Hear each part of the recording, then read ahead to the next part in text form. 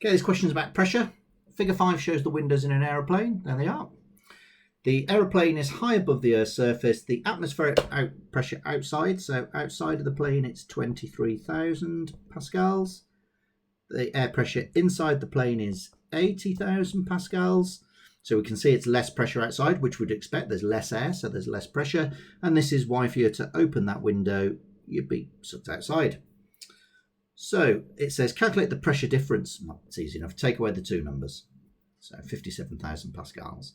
The next one, we've got our PFA. It says calculate the size of the force. So multiply both sides by A to get rid of that. F equals P times A.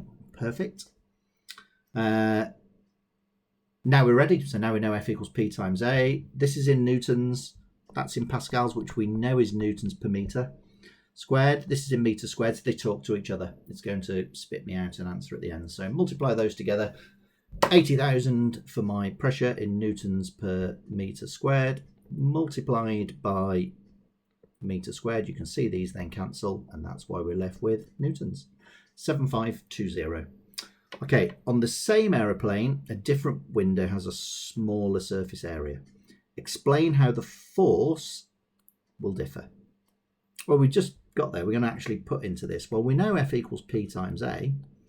The pressure inside the plane is not going to change. The passengers will get upset. So if this is going to stay the same, well, if I reduce the area, you can see that I'm going to reduce the force. So smaller windows are definitely better in terms of reducing the force.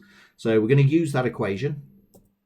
So the force is less on the small window, and that's because the pressure is the same, and F equals P times A. So if the area goes down, the force goes down. That's it.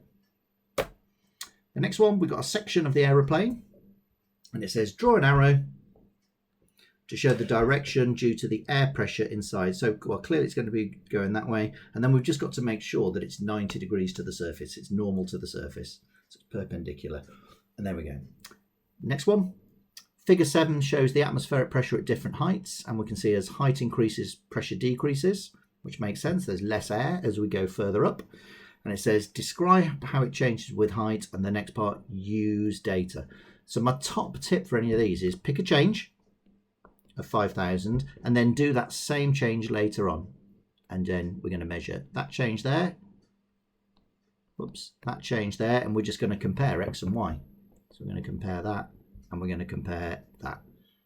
Sorry, not all of that. The triangle there. So we're going to compare that to that. If it's a straight line, those two values will be the same. X will equal Y. But we can see here, it's definitely non-linear. And then we're going to prove it. So that's the mathsy bit. So in this comes now. So whenever it says use data, use the numbers in the graph. So as height increases, pressure decreases. It's a non-linear relationship. And then the last part, for example, if I change from 0 to 5,000, my change there is 40. If I do the same change, 5,000, but this time further down the line, my change is 8. And therefore it's definitely non-linear. It's linear if those two would then match. So just one reason why the atmospheric pressure changes with height above the Earth's surface. So the air is just less dense and there's a smaller weight of air above you. So air is less dense and there's a smaller weight in the column of air above you or above that point.